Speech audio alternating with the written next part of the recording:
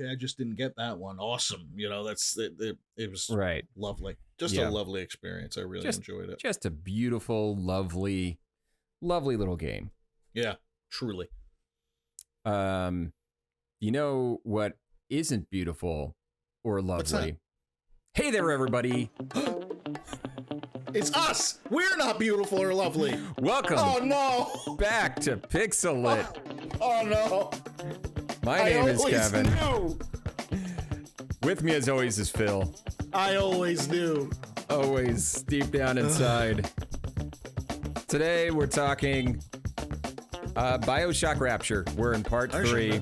Yeah. This is our 5th episode on the book, and we're probably not going to finish the book in this. I don't think we're going in this episode. It is, the more time we spend with it, the beefier this book gets in my eyes. You actually put it very well earlier today when we were talking. We were texting back and forth. Yeah. And Kevin said when we were reading Far Cry Absolution, it had great moments, but then there would be a lot of just basically not filler, but it would be beautiful descriptions of trees and long drawn out action sequences that really, when we're, transcribing them to you guys, we're just going, and then this fight happens for 10 pages. Right. That is not the case in this book.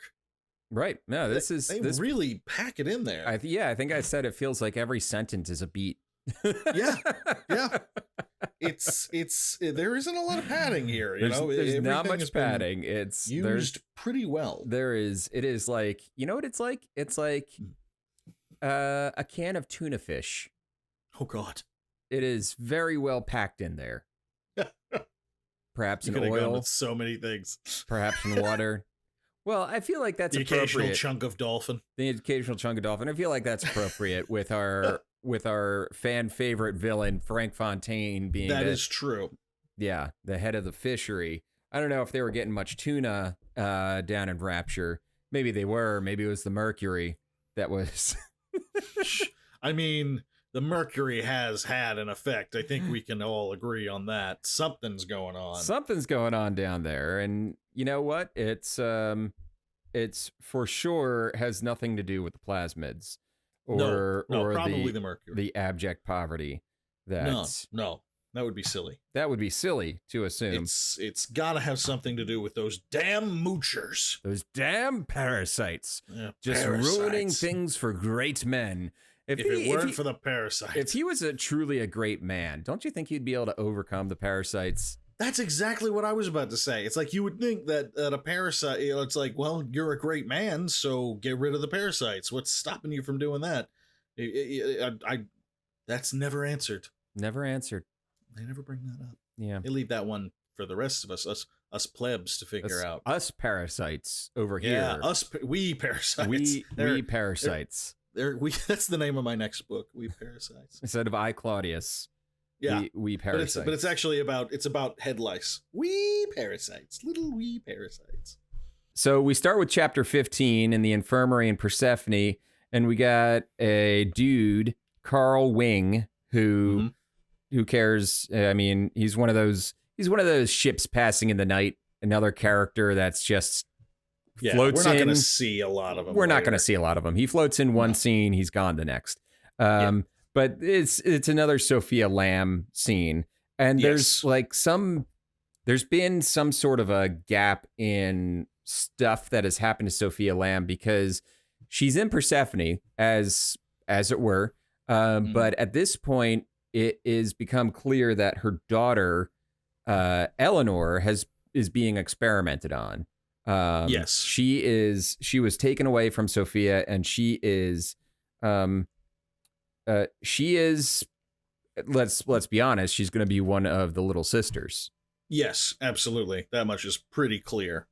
So basically Sophia is trying to, she still has some leeway within Persephone for some reason. I don't understand, logically, I'm not sure why Sophia is allowed, if she is such a threat. I mean, he has brought up the whole I'm going to disappear her thing a lot. At this point, she's in this heavily guarded, I don't want to tell the dictator how to dictate, but at this point, she's been in this mental institution kind of thing for a while. Why you could just have her rubbed out, right? Or is that like he's already planned stuff like that? Yeah. He's already playing dirty. He's already, giving up on his ideals. If she is the grand threat that he enough to be thrown into Persephone, then why are you letting her talk to the prisoners and give them psychiatric counseling? It's like, yeah, like I don't like the idea of offing her. No, I don't either. If I were playing this on Renegade style, and I wanted to get all the bad guy points, bitch would be dead. She'd be dead. Yeah. Basically she's been using these therapy sessions with the Persephone prisoners to build her army from within. And she's still getting visits from Simon Wales, who is one of her followers, but also not locked up, even though he kind of is a turncoat.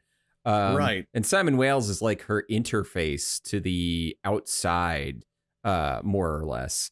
And by the way, the guy who does the narration in the audiobook does a really weird voice for Simon Wales. And I don't know why. Like, there's no like real indication of what he's trying to pull off with that voice. Yeah. He doesn't have, it's like he doesn't spend a lot, when you do narration, when you're reading these characters, excuse me, for a lot of your characters, you're just going to talk like yourself because it's the easiest thing to do. And I can understand needing to change the voice if like there are a bunch of people in the room and you need to differentiate, but it's just him. It's just the way he's almost never with anybody else. So it's a weird choice. It is a weird choice. She's not, and she's also kind of a Manchurian candidating these people, isn't she? Yeah. Basically, she's trying to plant the seed and activate them later. Right. And honestly, we really don't have to wait that long. We don't have to wait. Actually, she changes her mind in this scene. She's like, you know what? We're doing it now. And basically, she and her army take over Persephone because they had the warden was on her side. So the warden's on her side. They off some of the guards, and Sinclair is basically who was in Persephone at the time has to like evacuate. But now Sophia Lamb has a little base of her own operation in Persephone. Yeah. She basically pulls a fuck it, we'll do it live. And they just, because I honestly thought the way it was going, I was like, they're going to just, this is the seed they're planting. And the climax of the third part of the book is going to be her taking, oh no, she's done it. She did it. It's over. Yeah. So that was interesting. Yeah, it was. I didn't see that coming. And then we jump over to our protagonist, erstwhile protagonist, Bill McDonough. Doing some work in Hephaestus. Poor Bill. And he's listening to Andrew Ryan giving some dumb speech about altruism and how it's the worst thing in the world. Altruism is worse than slavery, according to Andrew Ryan.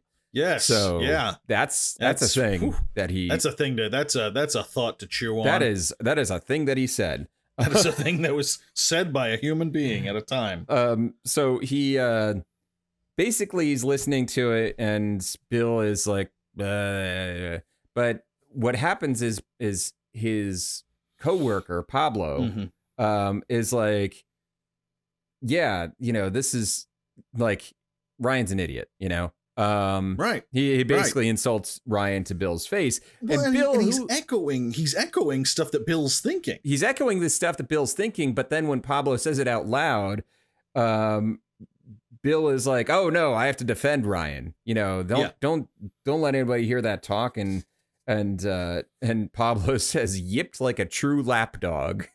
Oh, it's great. It's great.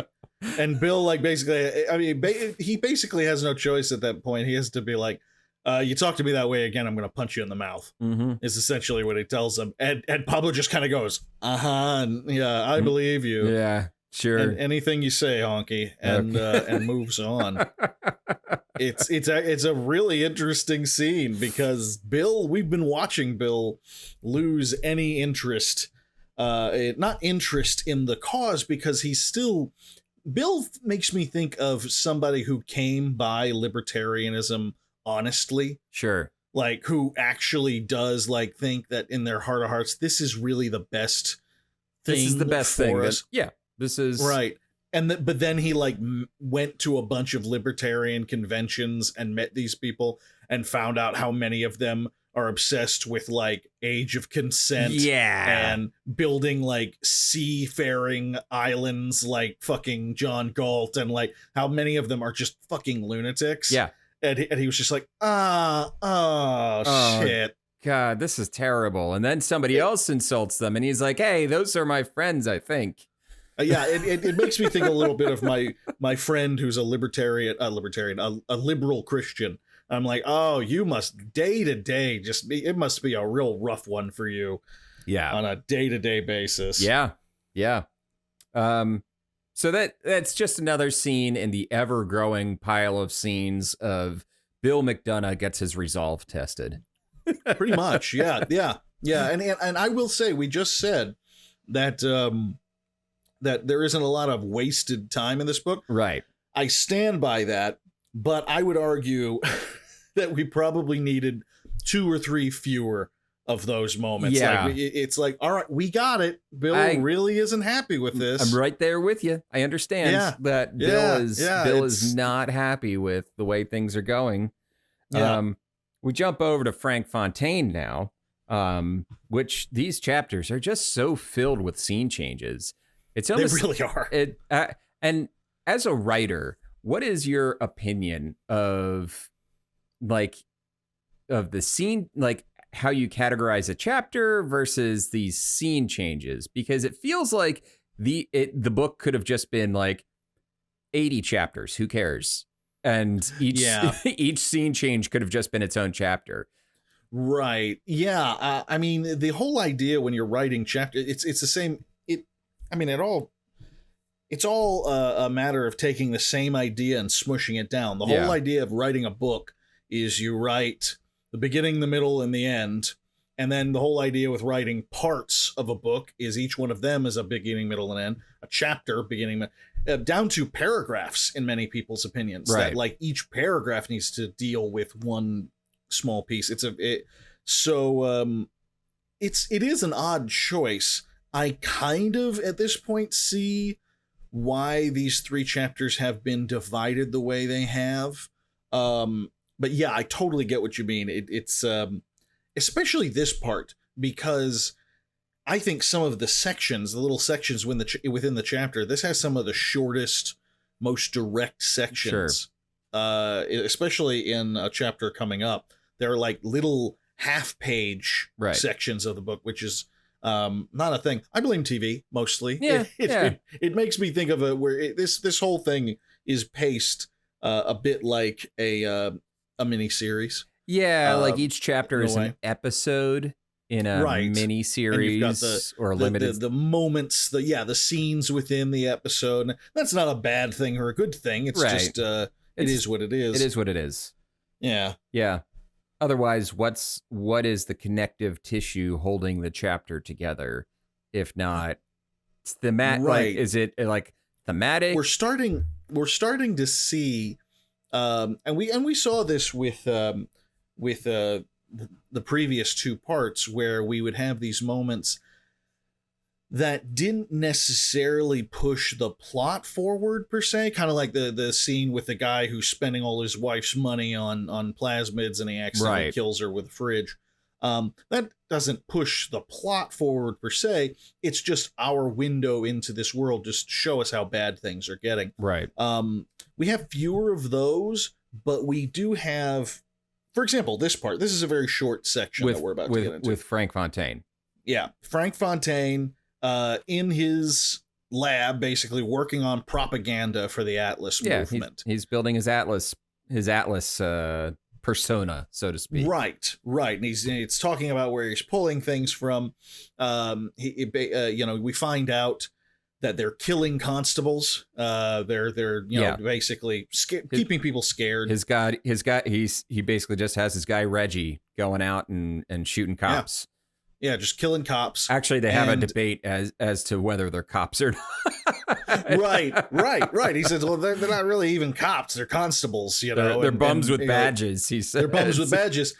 And the guy goes, well, between you and me, up on the surface, I always thought of cops as bums with badges, so it's all the same to me. Basically, Reggie says ACAB, and... yeah, that's pretty much it. Reggie says ACAB and throws a fist up, and everyone cheers.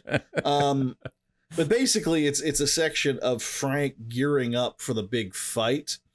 I think it's done well enough. I think it's done appropriately enough. There have been some places, I think, where you could have just gone ahead and made that all one section. Sure, there was no need to split it up. But I think it's done well enough. It's definitely clipping along at a faster pace at this point. Right. Yeah. So that happens, and then we kind of get the fallout of that happening. Is Ryan along with Bill McDonough, some other characters who don't matter nearly as much, and Cavendish. I literally have them written as posse. Yeah. With Cavendish and Redgrave, the constables. Are basically looking at the murders of the three constables that Reggie has just shot. And they're hanging them. They're hanging their bodies near some propaganda. And it's just kind of like a more diving into the the issues on the street level that are happening more and more often. And Ryan's reaction to that, it makes his own value system crumble, because at this point, he's talking about, we need curfews, we need checkpoints, we need robots with guns. Because there's nothing more objectivist than a robot with a gun. That's exactly it. So that's what he wants. And look, could there be anything cooler than your private society full of, armed automatons? Probably not. But Bill just can't believe it. He's shocked. And it goes even further south, because Ryan basically announces that they're going to go take over Fontaine's business by force. He's basically doing the thing that it had been softly floated out there years prior, and now he's just like, I'm doing it. That's what we're doing. And it's really funny too, because it's another moment of I keep thinking about I watched an episode of, or maybe it was just an interview. It was an interview with Penn from Penn and Teller, and he's always been very heavily libertarian. Sure. And he explained that the reason he was libertarian is, it's because he's very Pollyanna. He admits that. He says, I think we're going to fix the problems. We're the best people to do it, without any evidence. But that was his belief. And it kind of makes me think of Ryan and his interactions with Fontaine. Right. For all the non-regulation of this world that he wants to create, he's still expecting Fontaine to play by some level of rules. Gentleman's rules, I suppose. It's taken him this long to kind of realize that Fontaine is just literally, if we determined that that Ryan is lawful evil, Right. then Fontaine is chaotic evil. Like, absolutely, he is just in it for the chaos, baby. Yeah. Like, Well, is there money? Yeah, but let's do it as in the most chaotic way possible. Well, he's the real face of objectivism. That's the irony. Yeah. You know, Ryan thinks that he's the guy who came up with all of this. Sure. Like, he's like, I you know, no rules, no regulations, and it's just the market. Just the market, and that's how it works.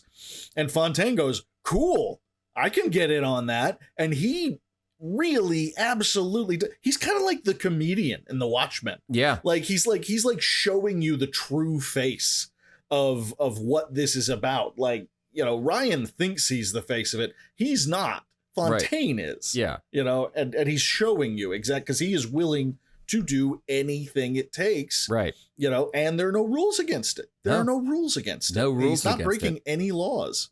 Except for, you know, killing people. Except for killing people. But Ryan's doing that too. Ryan's like, when you don't have any laws or there's no lines in the sand anywhere. None. So there's no way that Ryan can say the way I do it is better than the way he does it. Right. Right. We see this time and time again. Yeah. You know, Ryan Fontaine is truly playing by the rules, or lack thereof, that Ryan set down, and Ryan's the one breaking his own rules to get back at Fontaine. Yeah. It's really very ironic, very interesting. Yeah. Yeah. And speaking of Fontaine, where there's basically we're in the Little Sisters orphanage. This scene made me sad. Yeah. Yeah. So basically, what happens in this scene? Oh, this is the description of what the Little Sisters end up like. What they're doing to the Little Sisters, right? Which was back at the orphanage here, which is like they implant the kid with the sea slug, and they one of the things that stood out to me was where it's like the Little Sisters developed a strangely uniform look in their little pinafores. Their faces and bodies remarkably similar, thanks to a side effect of the sea slug implantation. The sea slugs were like tapeworms inside of them. They're not human anymore, he told himself. Yeah. Yeah. It's really upsetting. And Tenenbaum is not happy. Tenenbaum we have finally met the line that Tenenbaum is not happy to have crossed. And it is this it's this abuse of children. Basically, she's hit it. She's hit the mark. Like, she's good with abusing people. People in general. Like adults. She will stick a needle in a man's testicles to get his semen. I forgot. My brain was trying to protect me. I forgot all about that. But there's a great moment like where she's talking about like her breaking point here. Sure. She's talking about how one of the little girls hops into her lap. Yeah. Which is kind of a precious image. Sure. And she immediately pushes her off and shouts, "Get away from me." And she says, "I can see the atom oozing out of the corner of her mouth." She closed her eyes, remembering her filthy hair hanging in her face, dirty clothes, that dead glow in her eye. "I feel hatred." Her voice broke. "Hatred, Frank, like I never felt before. Bitter, burning fury. I can barely breathe. But Frank," she opened her eyes and looked at him for one surprising instant. "Then I know it is not this child I hate." So she is turning in on herself. She hates herself for what she's doing. She hates herself, and Fontaine is like, the dame is cracking up. Is it this chapter where he even says, like, because they haven't fucked in a little while, maybe I should start sleeping with her again, is something right. like He's like, it's like he literally is like, it's like, she seems she's cracking up. Maybe I should slip her the old canned eel. That'll fix the problem. She's got the hysterics. I've got to massage her cervix. Like, Jesus. Like, I know we like Fontaine and everything, but Jesus Christ, man. Yeah. Yeah, it's like as a character, not as a personality. Well, yes, he's a great character. Yeah, he's great. He's horrible. Horrible. But slip of the old Fontaine fountain. Yeah. Oh, God. We need more kids for this orphanage after all. Oh, man.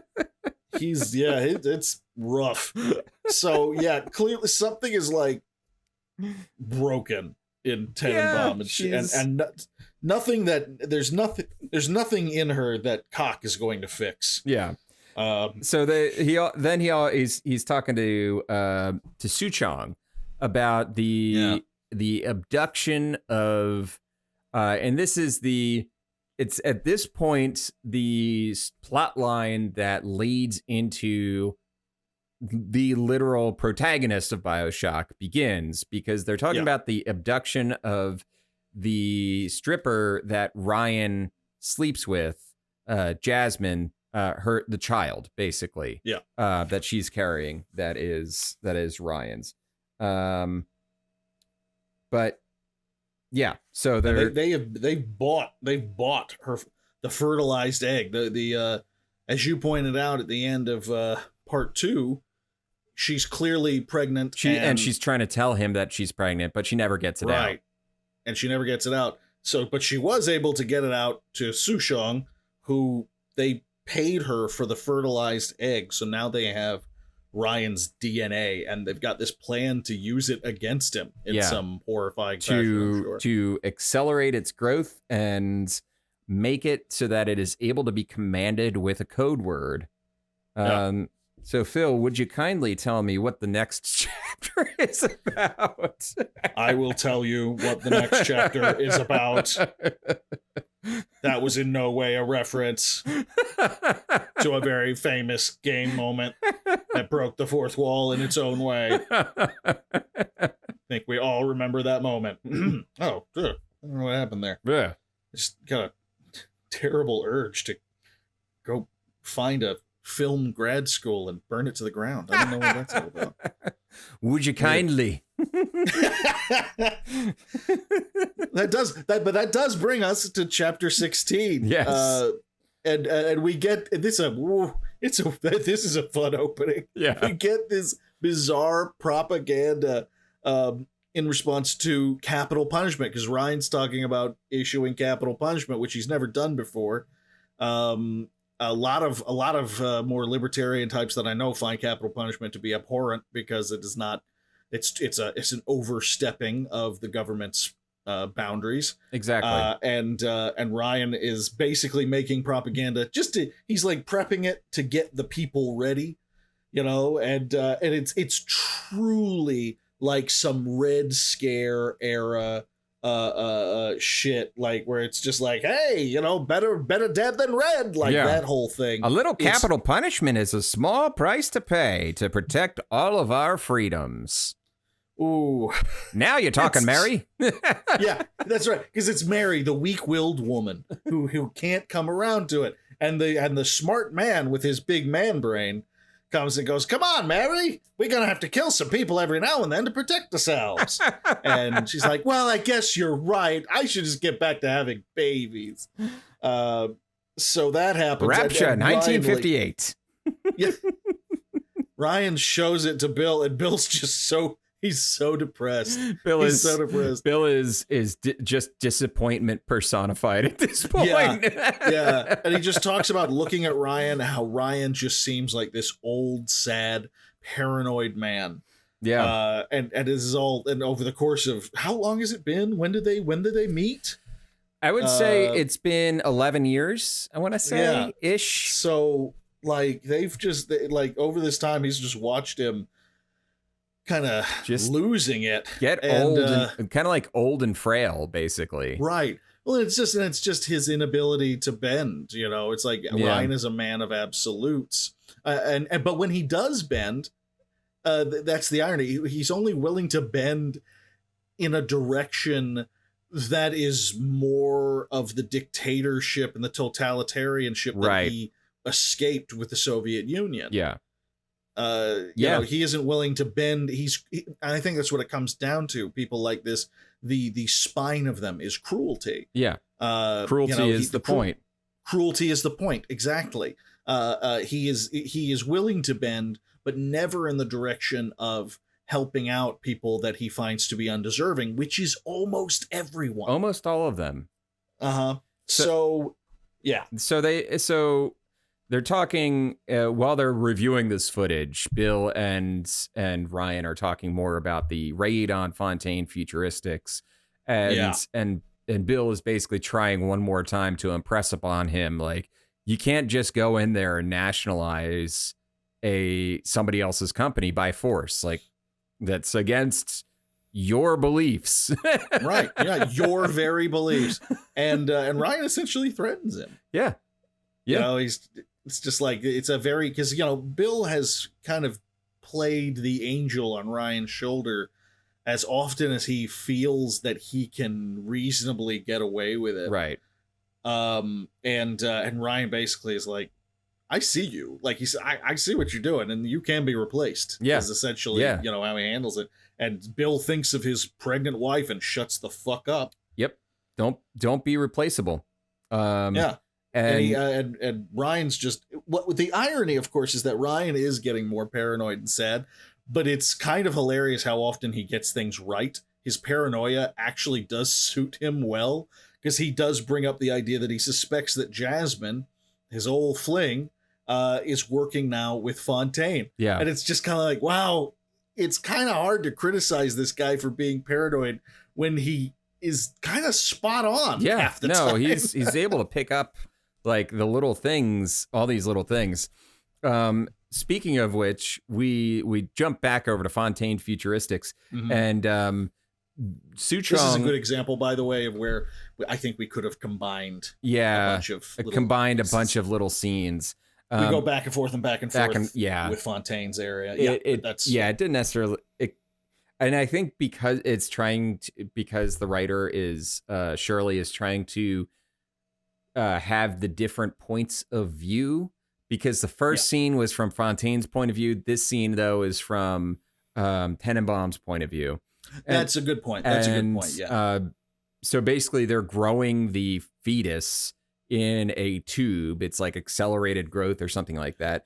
And Suchong is doing the WYK conditioning, which she doesn't know what that is.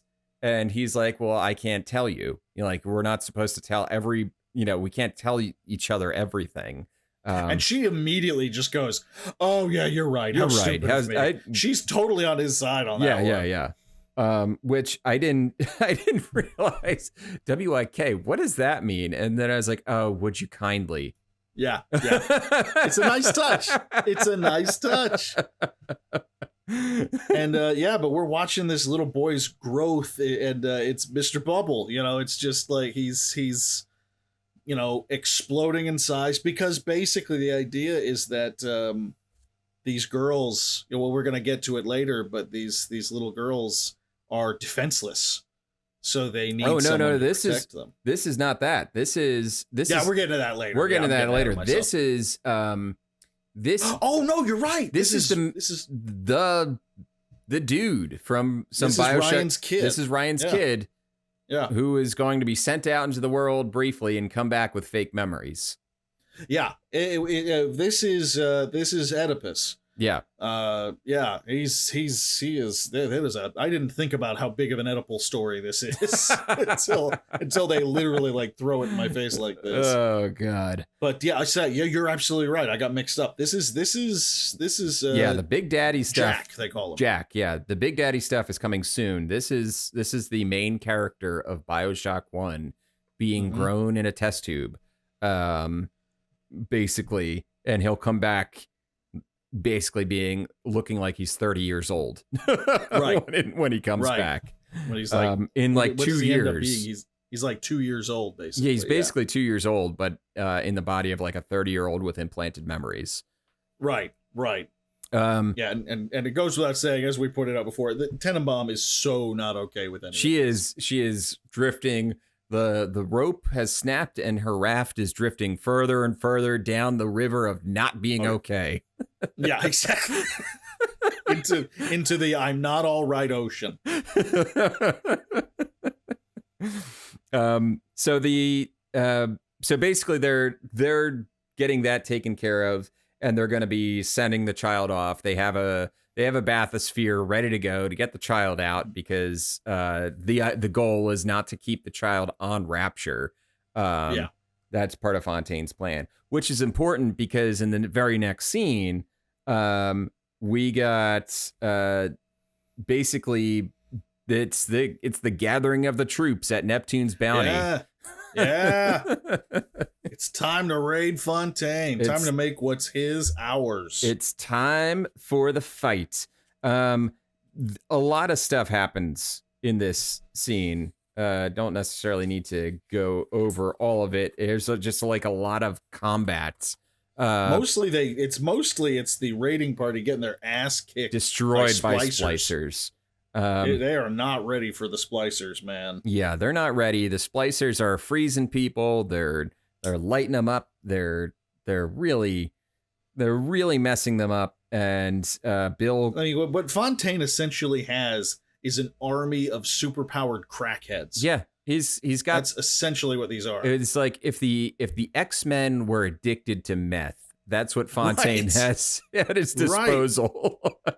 That's exactly, and he's the only guy in town making meth. Making the meth Fontaine is the Heisenberg of Rapture. Yeah. And so it's just a mess, and then Fontaine makes an appearance, and it's a really weird appearance. He is super theatrical. Yeah, Bill's literally Bill notices that the voice is like, this is weird. Why is he acting like this? He's literally pulling the whole like you'll never take us alive, see, kind of shit.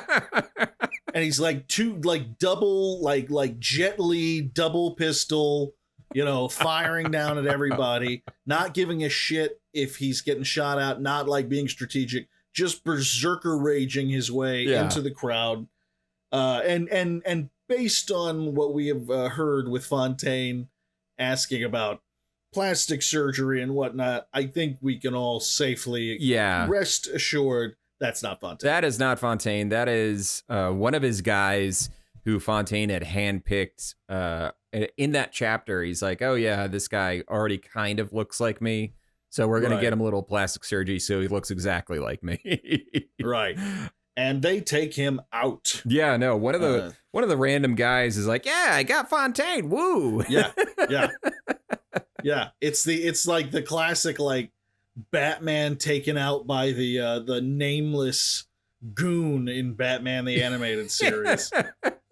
God, that was a good episode. It was like it's basically any Star Trek: The Next Generation episode with Worf getting absolutely destroyed by somebody. By someone. Worf just getting his ass handed to him. Right. That's exactly what it is. Like this big baller character who, we expect to be a total badass just getting knocked out. But at least with this, there's a reasonable explanation. Yeah. Yeah, so they just keep fighting back and forth. So they manage to kill Fontaine. They end up having to retreat anyway, kind of, because the splicers are basically just insane. I mean, it doesn't matter that Fontaine's dead. Right. And the people who survive are like Bill and Sullivan, and the people you hear their names off over and over again. Bill, Sullivan, Redgrave, Cavendish. They all get out, and they move on. With Fontaine, quote unquote Fontaine, dead. Yeah. And they're essentially taking over. They've accomplished their mission. Yep. Meanwhile, still at Fontaine Futuristics, they find out that the Little Sisters Orphanage, basically, there had been rumors coming out of the Little Sisters Orphanage about what kind of experiments were going on there. And Sullivan is like, yeah, well, I can confirm now that those experiments, that was not just a rumor. They were actually doing that crazy shit. And he's disgusted. He's disgusted. Sullivan is like, he's an interesting character, and I feel like we don't get enough of him, his deterioration. Like, we get some of it, but he has this deterioration going on because he already was an alcoholic, and it is just getting worse and worse as shit hits the fan. Absolutely. Yeah, he's going, we know that he used to be a big gambler, and like he comes from a slum kind of background, and Ryan gave him a chance and saw something great in him. Right. And he's like trying to he's basically like Bill in a way, where he doesn't want to let him down. But he doesn't have I guess the self-control or reason to be alive that Bill has. Right. Like, Bill's trying to start a family and all that stuff. Sullivan's just a single guy. Yeah. Bill's got his wife and daughter. Sullivan's just an old cop. Right. Yeah. Yeah. And so when Sullivan sees all this shit going down, he just disappears into a whiskey bottle. Yeah. Yeah. He curls up. He gets nice and comfy with a whiskey bottle. But Sullivan is breaking down, like, he's basically telling Ryan, like, yeah, they were using the little girls to harvest to produce Adam. And he's like, it's terrible, isn't it? And Ryan's like, yes, terrible. Yes, terrible. Well, they can do that? He's like, well, we might as well just leave them as they are for now, and we'll figure out another way to produce Adam efficiently later. Yeah. /never. Yeah, exactly. It's the old, what we need, we just need to, technology will come in and solve everything, and then we promptly don't look into that technology at all. Yeah. And then and then what was it, the Suchong basically starts talking about how the little girls can also be used as Adam harvesters from dead bodies, and because now Suchong is back in Ryan's employ, obviously. Yep. Just working back and forth. He's back home. It's kind of hilarious because this is later on, but yeah, he he asks about Suchong's loyalty, and Suchong literally says, I shouldn't have hung out with a guy who didn't have enough guns. My problem is that I was with the guy who didn't have enough soldiers and shit, and I won't make that mistake again. Yeah. Which is like, he literally tells them. Not really the answer to his question. Not really. I don't know if Ryan picks up on that Suchong literally just says, yeah, I'm just going to go with the person who has more guns. Yeah, and I'm just going to go with whatever's the person who will get me killed the least. Yeah. That's he just openly says that. So yeah, the scientists are put right the fuck back to work. Nothing changes at Fontaine except for the name. Yeah. Now it's Ryan Plasmids instead of Ryan Plasmids. Yeah. So yeah. And that brings us to Diane. We haven't heard from Diane in a bit. No, we haven't heard from her in a long bit. And this is it's a funny chapter. I didn't understand the use of it until later, but essentially it's not even a chapter, it's a section. We are in chapter 17 now. Yeah. But she's been gambling and having like a lot of luck. She's been winning a lot of money and just doesn't care. It doesn't make her happy. Yeah. She doesn't feel good. She wants to be, she says she wants to be shopping on Park Avenue in New York, not down here in Rapture. Right. It just sucks. It's like doing well in Rapture. Yeah, that's kind of a bittersweet sort of thing. Yeah, like what do I have to spend all this on? I got to watch another shitty musical by the one guy who writes musicals down here. The one shitty musical writer who writes musicals in the shitty city. Yeah. I'm gonna go to a city underwater. It's like, don't worry, we've got a famous playwright. You'll get to be one of the only people who get to watch his plays. Well, what's his name? Neil LaBute. oh no, like just is that no. Is that a playwriting deep cut there? Yeah, or? just me throwing some shade at a playwright. Sure. Feel free. I'm not gonna pick up on it or understand it, but just let me know when it works out and math works. Yeah. It's I'll give you a 5-minute head start. Okay. Like I'm about to make a theater reference. Okay. This is what you get when you go with a fucking theater. Basically, I'll just put up a warning like theater reference upcoming. Theater reference. So she's wandering around Rapture, and a woman comes up to her asking for a donation to Atlas. Yeah. And Diane's kind of disgusted with her because she's like, okay, so you were with Ryan at first, obviously, and then let me guess, you jumped ship and went off with Diane Lamb and their people, and that didn't work out because they're a bunch of fanatics, and now you're hanging out with this Atlas guy. Am I right? And the woman's basically like, yeah, but this guy's different. She's like, this guy's different. I've seen him. He's fantastic. He's wonderful. And she just paints this wonderful picture of this hero of the day, Atlas. So Diane is very intrigued. Yeah. By this guy's charisma, so to speak. Because she reads the pamphlet that the woman gives her, and right. She's like, it is nonsense, and walks away. And then, but the pamphlet says, yes, someone cares, and like that phrasing just kind of like rattles around in her head. It's a very chick tract kind of thing, isn't it? Yeah. You expect it to be like it's like Atlas. I know obviously he's not meant to be that kind of a character, but you kind of expect it to be a little tiny comic book. It's like, yes, someone cares, and the Catholic Church is evil. Like, it's that kind of thing. Oh God, Diane's D&D character died, so and so Diane killed herself. Yeah. That brings us to Bill and Wallace. They're in I think it's Orion Square, and no one's done anything about the dead cops the ones that were hanging before. Still there, presumably because no one paid them to do it. No one has paid anybody to take them down. Yeah. And so and they happen upon a big crowd, a big gathering, and who is there speaking but Atlas? Atlas, he's given his speech. He's talking about how everybody was lured to Rapture with the promise of a better life.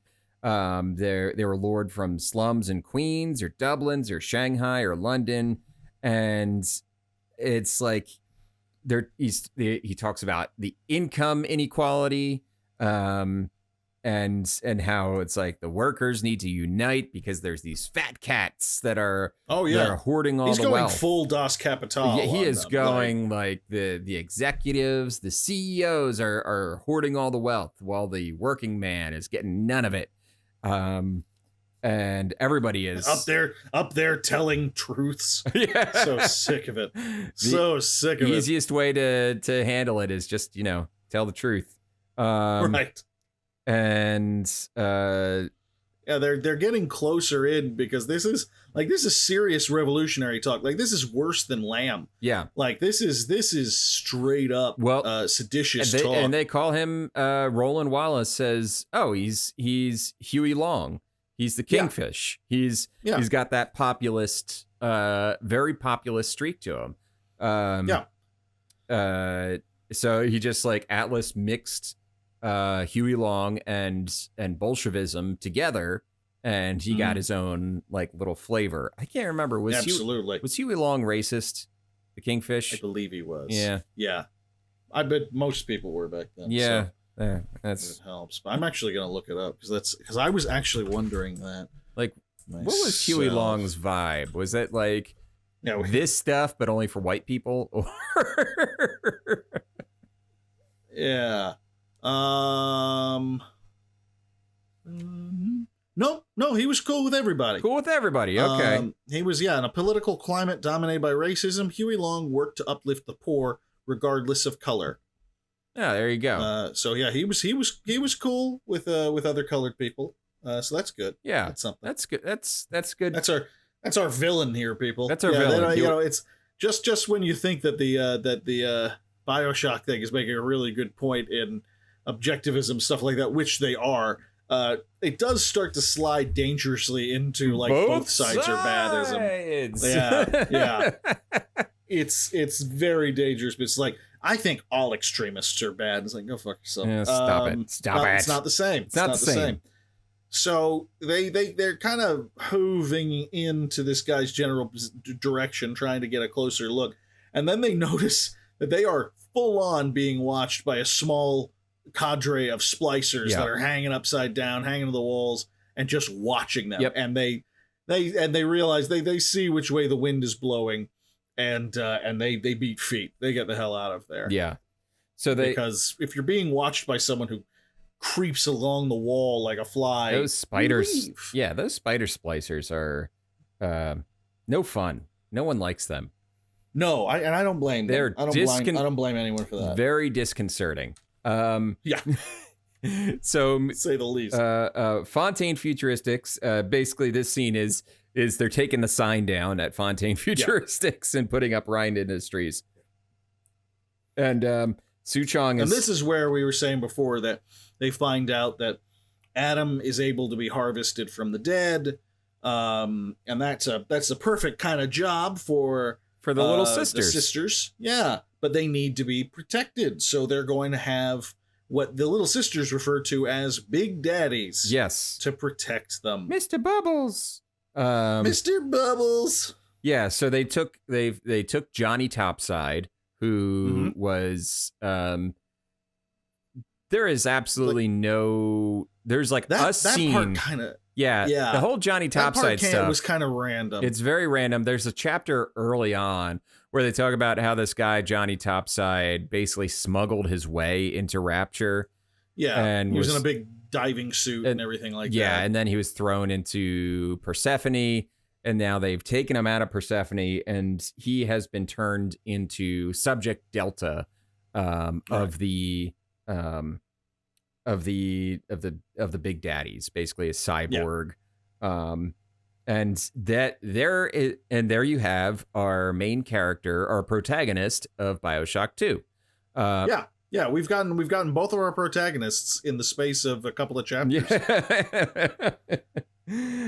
So basically they're bonding the girls to these big daddies. They're like making them attached to the suit. Basically, they use a robotic suit that just like plays with them until they have a big daddy for them to assign to them.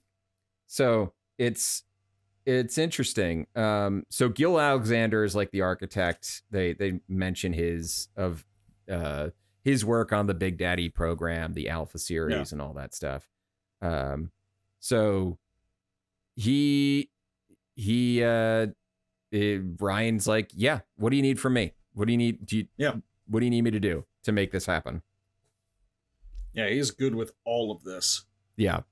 And we jump over to McDonough's bar, and Sullivan... Where Sullivan's getting plowed. He is getting plowed. Getting hammered. And he thinks about it. He's like, this won't look too good. Me being in charge of law enforcement in Rapture and being the drunkest son of a bitch in Rapture. Yeah. And he's back to gambling. Like he's lost some money. He's lost some brain cells. He is tight as a boiled owl. He is just gone. Yeah. And he runs into while he's drunk, he runs into some splicers, which is like pretty much the worst thing that he could have run into.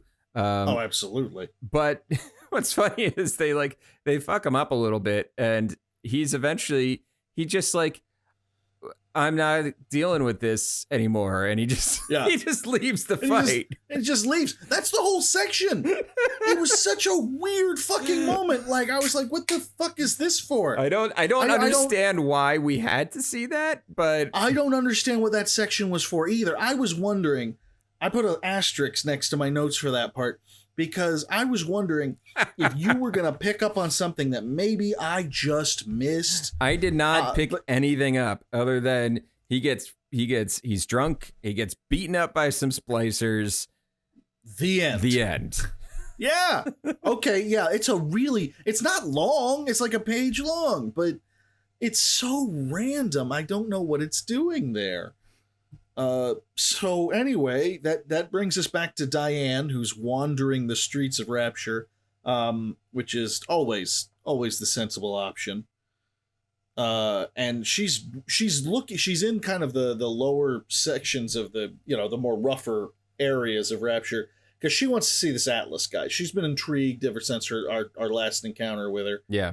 And so she's hanging out at this kind of greasy spoon diner where all the derelicts are hanging out, and suddenly Atlas shows up and he starts giving out food and supplies and everything like that, and so she bribes the waitress there, or at least she greases her palm and says, is that who I think it is? Yeah. And the waitress is clearly very nervous, but tells her, yeah, like that's him. He shows up, he hands out food and supplies, right, and we love him. We think he's great. But before we think Diane he's a righteous dude. Yeah, exactly. Atlas is a righteous dude, and he is in his own way. But before Diane can approach him, and I don't know what the fuck I'm really curious. I really want to know what she's planning to say to him. Yeah. But before she can do that, some sirens, wail in the distance. And Atlas has to beat feet, and he runs off into the dark. Runs off into the night like Batman. Yes, exactly. Leaving her alone with just a terrible sounding pie that the waitress described at one point. It's like a fish pie or something like that. They describe, and I found myself oddly fascinated with for a couple of minutes. Fish pie. That sounds like, I guess that's like, it sounds like something British people eat, right? They eat a lot. They eat a lot of eel, from what I've read, or at least in London they used to. Eel pies used to be like a staple food. Maybe I don't think they do that as much anymore. But like the fucking Thames was just full of eels, and they would just pull up all these eels and make pies out of them. I like eel, and I like pie, so maybe that would be good. I probably not in the 18th century, but.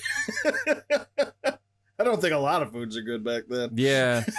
I mean, I just imagine like a short crust pie, and inside is just like eel and just like that texture that eels are like, and it's still flapping. It's still like it's still like you look at the top of the top of the pie and you could see it like bubbling a little bit, and it's because there's eels in there.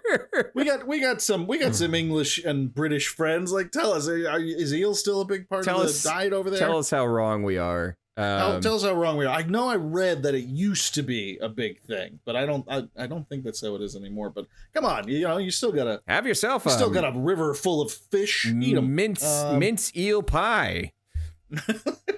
That's more I think about it. The idea of I love meat pies. I fucking love, like, you don't find them over here in the States as often, but if you can find a good British pub over here, every now and then they'll have like Cornish pies and just like these. They're just delicious. They're so good, so flaky, and they're filled with meat and fucking, it's not like a spices, chicken.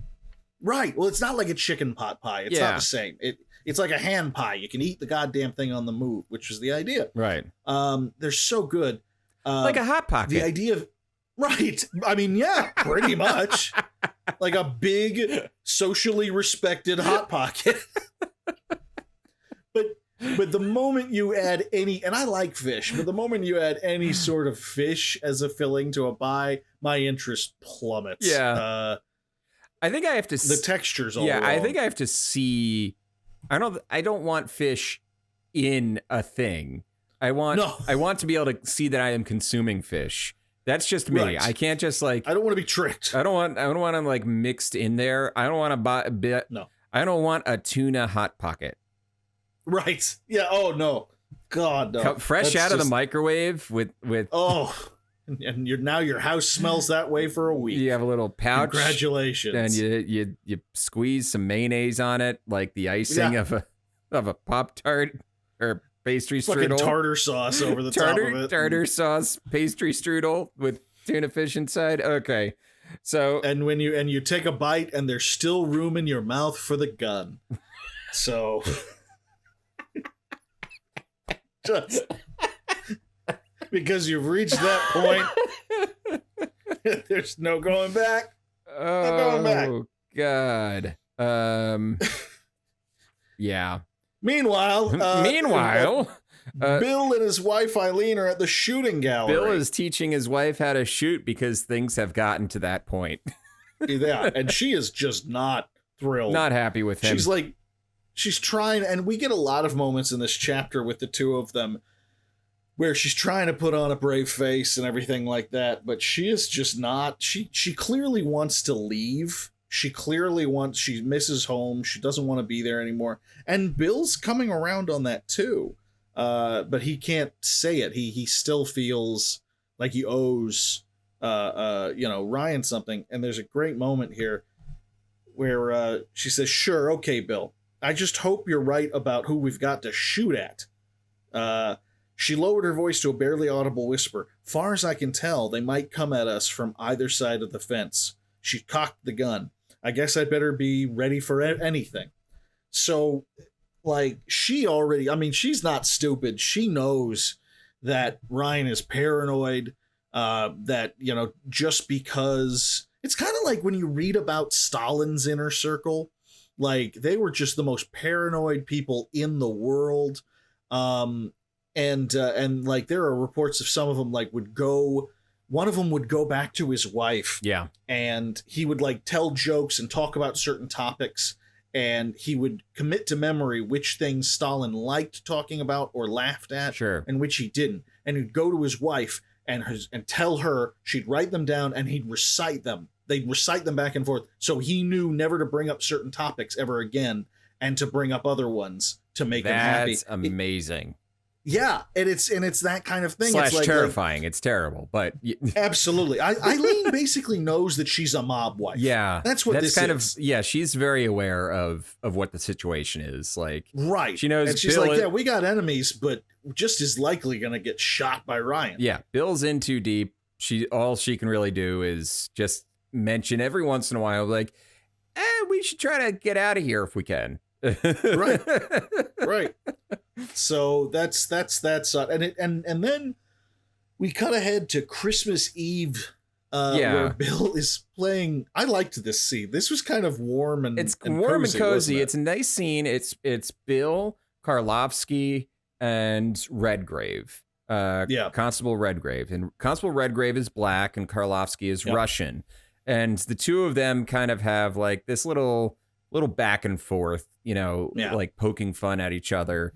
Karlovsky says, "Oh, you black bastard," and Redgrave's like, "Oh, you dirty Cossack," basically just like playfully being racist to each other. Playful turn of the century racism. And but it's like a bonding moment between the three of them. It is. Clearly everyone's having a nice time. Yeah. It's after they'd invited them over for Christmas supper because they don't have, I guess, families to eat with. And so, and as the evening progressed, they started a poker game, and so they're all getting sloshed, and Eileen is watching and laughing. And, and Bill comments in his head, his inner monologue about how attracted he is to his wife, how much he loves her. And everyone's having a nice time. Yeah. It's actually a really pleasant, warm and cozy kind of moment, a Christmas Eve moment. It's nice. Yeah. Yeah, it is nice. It's nice. And then we get something not so nice, which is New Year's Eve. They cut straight from Christmas Eve to New Year's Eve. So basically, Bill and Elaine are at a fancy restaurant. And they're both armed, but they're gonna try to have a nice night. They make a point out of like, oh yeah, Bill is carrying a pistol, and so is Elaine and her in her purse, and everybody is, and they're surrounded by a bunch of the other, Sander Cohen, Silas Cobb, Diane McClintock. Ryan is supposed to be there at some point, but at very least, he's going to do an automated Diane speech. is sitting alone at Ryan's table, just like waiting for him. Right. Which we've seen happen before. Yeah, which we've seen. But poor Diane. Poor Diane. He ain't never gonna love you, girl. No. So they also make a point of saying like that neither of them have slept well, and then they make a point of saying like, but then again, nobody in this room has slept well. Right. Everyone's getting a little more paranoid. Everyone is a little. They're in a bad way. So basically, they're just kind of chilling. They're getting ready. There's some music playing, and I like. It's interesting because they're talking about Count Basie and Duke Ellington in this scene. There's a moment later where someone comments on the music itself in Rapture. And you're like, we've been down in Rapture for so long, we actually don't even know what popular current music would sound like. Yeah, they've been listening to all the same music for the entire time that they're down in Rapture. That's what they brought down since in the 1940s, Yeah. And there are rumors of this thing called rock and roll up on the surface. Right. It's very interesting. It's kind of it's a terrific opening to this scene. Oh, it's in this scene. It's music in Rapture had to be outdated. There were rumors. Yeah. And it's a fantastic opening to the scene because first off, it sets this tense note. Right. Which is going to pay off later. I think we all know that. Yes. But it also gives you, it kind of feels like it's New Year's Eve, the new year is about to begin. And to me, this very much felt like a final moment of like kind of a time capsule of what Rapture is like at this moment right before everything crumbles. Everyone's paranoid, they're bored, nothing new. Even their music has dust on it. There's nothing new. Everything's old. And everyone's paranoid. And at one point, Bill, he sees one of the guards who's drinking champagne. He's got a gun in one hand, the champagne in the other. And he says, that's Rapture. Yeah. A gun in one hand, a glass of champagne in the other. Yep.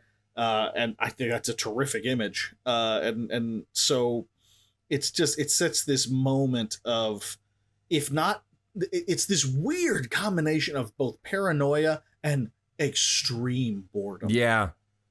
They are nothing's new, nothing's interesting. There's this great Conan the Barbarian story from the Depression, one of the original short stories. And Conan goes to this city he's heard of his whole life, and it's full of people, and the ruling class are these people who cannot die, and they're thousands upon thousands of years old, and they just sit and drink and eat and fuck, and they're so bored, and every now and then one of them climbs to the top of the tallest tower and throws themselves off, including their retinue, like all of their servants, all of their slaves, all of their money. They fucking kill themselves and take all of their people with them. And for a moment, all the other ones get something entertaining to watch, and then they go back to their boring lives. Yeah. This is what it felt like to me. Shirley kind of paints this picture of these sad, paranoid, super sad people. Yeah. It's just a terrible existence. And then we get the countdown. The countdown, which literally becomes a countdown to a bomb. Exactly. As soon as Happy New Year, Bill pulled Elaine close for a midnight kiss, and then the explosion came. Womp womp. Yep. Yep. So it's a bunch of gunmen come in and start firing on the crowd. Actually, a very beautifully cinematic. Like I could see it in my head. Like it would go to me. It would be like it would just go slow motion because Auld Lang Syne is playing in the background. So you just have Auld Lang Syne playing while these gunmen just burst in and just start murdering the shit out of this party.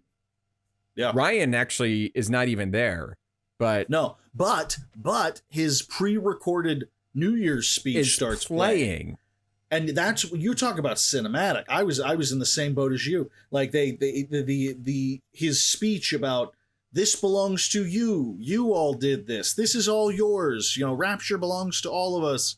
And it's meant to be this inspiring New Year's speech. And of course, played over people being murdered by Atlas's terrorists. Yeah. It's chilling. It's a brilliantly written scene. It really is. It's a brilliant scene. Elaine shouts out to Diane, who is Diane at this point is just crawling on the ground. She's had like half her face like shredded off with shrapnel, and she's just like bleeding profusely. It's a super intense scene, and the end of Ryan's speech is to Rapture 1959, may it be our finest year. It is so intense. The combat back and forth. Redgrave is wounded. So Karlovsky and Redgrave are trying to take care of the splicers as much as possible. And they basically, Bill and Elaine escape. They're able to escape. And then they were in their own flat, panting. Bill locking the door, Elaine with her purse in one hand and gun in the other. "Hello," called Mariska Lutz, their sitter, from the next room. "Back already? Have a good time?" Yeah. Great. And scene. Great scene. Great scene. Like some of the best, just terrific action. It's chilling. It's haunting. It's a wonderful scene. And it's this culmination of everything. You know, someone lit a fuse several chapters ago, and this is it exploding. Yeah. It's what's nuts is that, and in terms of chapter structure, we talked about it before. It feels like that could have been the end of the chapter. The chapter continues on. With Ryan just talking about how pissed off he is. It's kind of hilarious because he says this was meant for me. They were trying to get me, and I immediately rolled my eyes and was like, "Oh, of course, everything's about you, Ryan." And then I thought about it. I was like, "Actually, it probably was specifically for him." Yeah, they were trying to kill Ryan. And Bill points out that it's this is all in retaliation for their killing of Fontaine. Yeah. This is all a reaction to all of that. Like Ryan got the ball. We need to broker a peace. Yeah. Ryan got the ball rolling. You know, and they just like run down all of the, like, there's people betraying Rapture. We don't have enough Adam. We're running out of Adam. Even with the little sisters and all that. And then it ends with Ryan making this proclamation. "I built Rapture. I'll do whatever I have to, but I will not let the parasites tear down what I've built." So it's now becoming more of like, he doesn't care about what he has to do to prevent the thing that he built from being torn down. Yeah, so exactly. It's like, whatever I have to do. And so all of Ryan's ideals and ethics are completely out the window. Yeah. Ryan won't give over Fontaine. That's what Bill's like. They give him fucking Fontaine's Futuristics. Yeah. Ryan won't do it. And it goes back to what we were talking about before, where, he'll bend, but only in the direction of, cruelty. He basically says, that he wants to make an army of people, basically the same way that Fontaine made an army of splicers. He wants to do the same thing, make this army of Adam users. And Bill threatens to resign. Yeah. Yeah, he says if we can't broker some sort of peace here, I'm gonna have to resign. And Ryan accuses Bill of letting him down. Yeah, and Bill, immediately thinking of his family once again, kind of starts to backtrack. Yeah, and basically pretends to reconsider the whole thing. Yeah. And so Bill is walking around. We're still with Bill. He's walking around near the banks. And he we're still with Bill and Ryan. And he sees Anna Culpepper, who is one of the singers, basically singing songs about a run on the bank. She's kind of doing a Dylan sort of fomenting thing, some hysteria economic hysteria. And Bill is trying to give him some Ryan some reasonable advice. Be like, yeah, you could just do a bank closure for a little bit, calm people down. And Ryan is so annoyed, so pissed off that he says, I've seen enough. Let's get out of here. I'll see to it that the little red bird stops singing. Right. Oh, it also has this hilarious moment where, because everyone's trying to withdraw their money from the bank, because they think that because of all this, the shit's hit the wall. Right. Or the fan. Yeah. Both the fan and the wall. Yeah. So everyone's trying to withdraw their money. And that's, like you said, Bill's like, we could shut down the banks and so these people calm down. And Ryan goes, no, free market and all that. And he said they can withdraw their money, but they're fools, I tell you, fools, because when everything gets back to normal, then all their money's going to be worthless because, of how the market works. And it's like, oh, you're a fucking idiot. Jesus. It truly is Bill, these people. Yeah. It's like, well, I've got to save 5 cents. It's like, we can't save 5 cents if everyone's dead. Yeah. Yeah. It's Bill is sitting there. I mean, you start to wonder how Ryan became the billionaire that he is. Yeah. You can't help. It is kind of how it happens nowadays, where you look at some of these guys and go, how did that happen? How have you tricked people into thinking you're some kind of genius? Like Elon Musk specifically. Yes. Is that. He's a great example. He is a great example of the, I don't quite understand why he is worth nearly $300 billion. It's a combination of having a lot of money to start with and talking out of your ass on a regular basis. Just constantly talking shit on Twitter and accusing random people of being pedophiles. Yeah, that worked out real good for him. He's a fantastic He was actually guy. found, what was it? Not liable for it. Really? Somehow. I don't know. God, these fucking people. These people. So the chapter ends, and we'll stop there for the night. The chapter ends. Well, it has one. Yeah, I'm sorry. Yeah, the chapter ends back at Ryan Plasmids, formerly Fontaine Futuristics, with Tenenbaum basically doing the what would you call it? Like trying to associate the little sister with the big daddy by using. Yeah, she's got a big daddy. The robot suit there, like they don't have. Yeah, it's not a real big daddy yet. It's just a suit, right? But it's there with a little sister, and she's basically kind of puppeteering it to play with her so that she imprints on the big daddy for all intents and purposes. And we're left with a real moment of like Tenenbaum just ready to snap. Like she is not okay. No, yeah, she is. She's not okay at all. Something about it stabbed her to the core. And that is where we'll leave it for this episode. I mean, that's a lot of stuff. That's a hell of a place to. That's a lot. Yeah, that's a lot. And we've only got 3 chapters left, by the way. Yeah. The next episode will probably be. It might be a short boy, but who cares? But then again, we only went through 3 chapters today. That's true. But the last one, chapter 17, was long as fuck. Several chapters built into one. Yeah. Pretty much. Yeah. So we are coming to an end, though, ladies and gentlemen. Next episode, we are coming to the thrilling conclusion. The thrilling conclusion of BioShock Rapture will be next episode.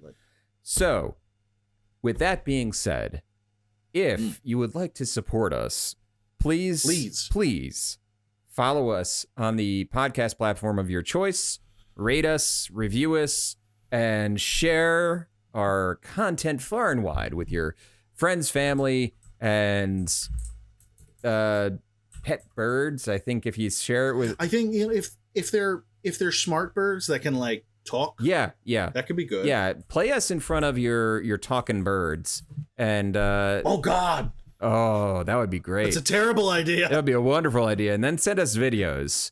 If you have 2 African parrots or similar talking birds, please leave them in rooms with our voices and find out which one is Kevin and which one is Phil. It's gonna be a nightmare. I'm really looking forward to it. Oh, I love it. It's gonna go over very poorly. Yeah. And so yeah, share us, and that'll do it for tonight's episode. Thank you very much for listening, and have a good evening, everybody. Bye.